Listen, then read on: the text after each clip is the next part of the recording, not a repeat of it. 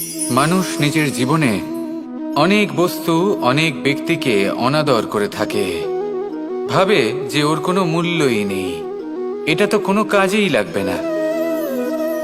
এবার ভাবুন যে আপনি কোনো পথে হাঁটছেন আর আপনার পায়ে একটা কাঁটা ফুটে গেল।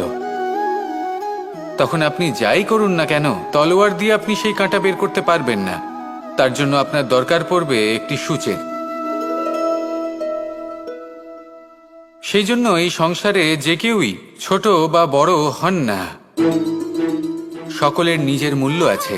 দেখুন, যদি কথা বলা হয় জল নিয়ে, জল যদি দূষিত হয় তাহলে তা আমরা গ্রহণ করতে পারবো না, পান করতে পারবো না। কিন্তু যদি হঠাৎ করে কোথাও আগুন লেগে যায়, সবকিছু ভস্ম হতে শুরু করে, তাহলে সেই জল কিন্তু সেই আগুন নিভিয়ে দিতে পারে। এই পুরো খেলাটাই হলো দৃষ্টিভঙ্গির, মানসিকতার। আপনার মানসিকতা যদি শুভ হয় তাহলে সেটাই শুভ সত্য হয়ে আপনার সামনে আসবে।